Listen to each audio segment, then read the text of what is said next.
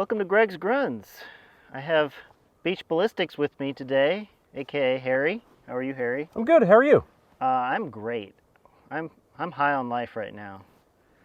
We got his whole, well, not his whole collection, but a good portion of his collection today, and I thought we'd drag a couple rifles out just for a little side-by-side comparison, because they're both pretty rare guns in the U.S., and they've got some history together. That's right. So what do we got here? So we have the SIG SG550 and the Beretta AR70/223, and the story is, I believe it was the 70s. Beretta and SIG were collaborating on a new rifle. The partnership ended up falling through, so then SIG went on to make the 530, while Beretta went on to make the AR70. Then the 530 ended up developing into the 540, and then the 550 you see here. And the Beretta did continue to develop this rifle into the AR70-90 until it was replaced. Stanag magazine. That's right. Yeah.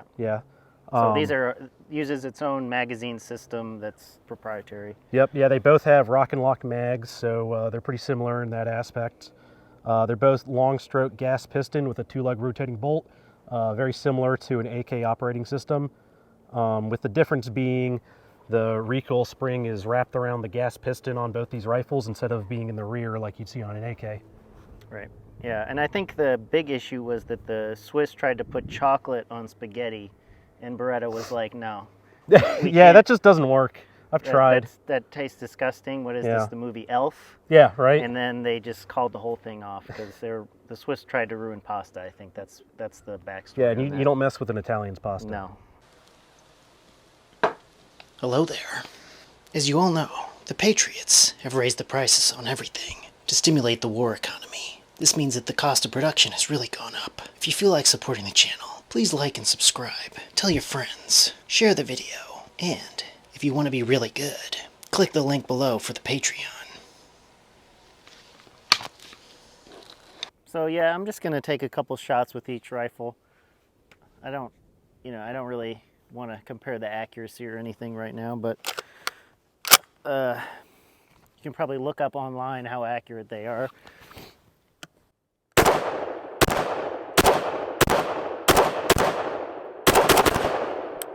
mean, this is like one of the softest shooting rifles I own. It's just it doesn't really move that much. It's a very soft piston recoil impulse.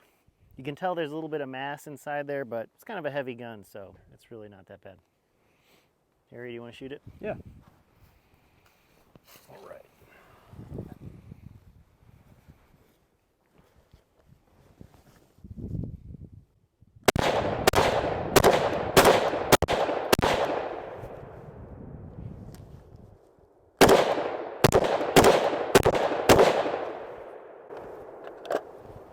Yeah, really soft shooting gun. Really, if I had only criticism, it's just really long. The 20.8 inch barrel. Yeah, but you're shooting down off a mountain at the peasants. The people who can't afford to live in Switzerland. So the 79, or excuse me, this is the just the 70, not the 70-90.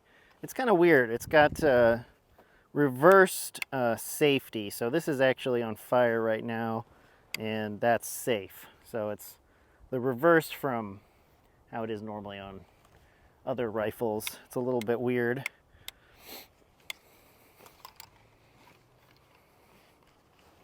Oop. This mag's a little tight. As you can imagine, mags are a little bit hard to come by for this gun.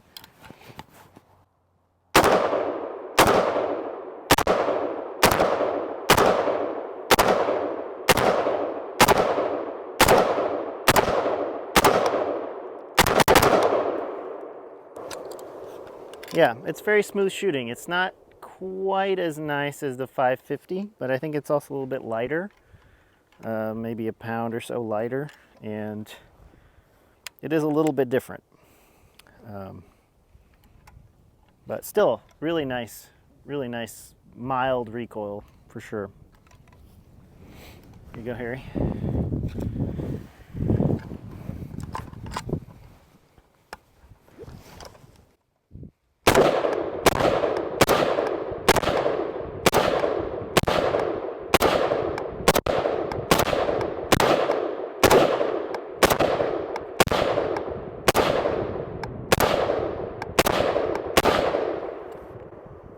Yeah, definitely just like ever so slightly recoiling more than the 550, but still very pleasant to shoot.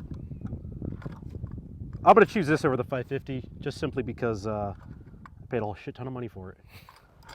You're wrong, but okay. Incorrect. Incorrect. So let's take them apart and kind of see side by side. Okay. What exactly are the similarities and differences?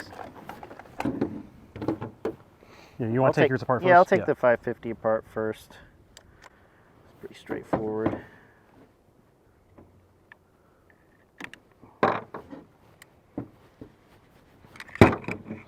Bolt comes out the back, and you can see that's basically an AK bolt with some added features. An AK bolt with more steps. AK, but Rolex. Yeah.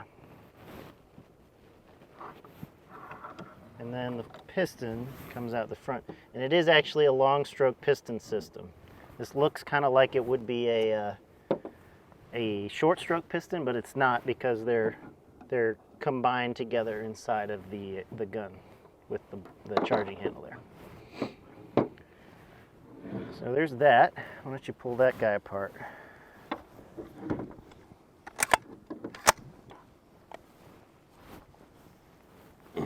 There. A little sticky, so I'm going to use a cartridge to help me out, as they would do in the field.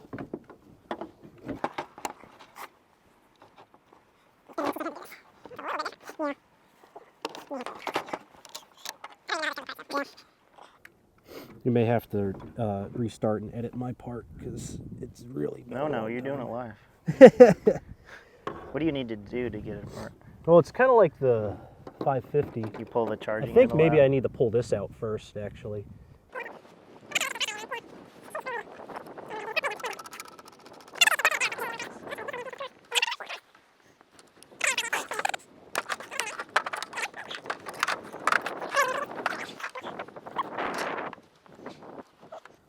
Something with this in the charging handle. You pull it backwards, maybe?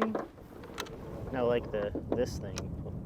Pull Oh that yeah, back. maybe that's it. Instead of lifting up like I do the. Yeah. Yeah, that's what it There you is. go. Okay. Then that comes out, I'm a genius. It's no big deal. and then this comes out. Should.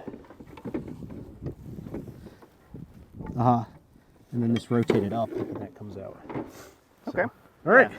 Super simple. Easy Super simple. Easy peasy. You can see why this was never adopted as a formal service rifle for the Italians. They really just left it as a rifle for special forces Okay. and sold it to export customers. Interesting. So what did they use instead of this? The BM-59s, they stuck with the 7.62 Oh, NATO okay. Interesting. until I the didn't know that. 90s when they adopted the AR70-90, which is a product improved version of this one. Cool. Yeah, I didn't know that.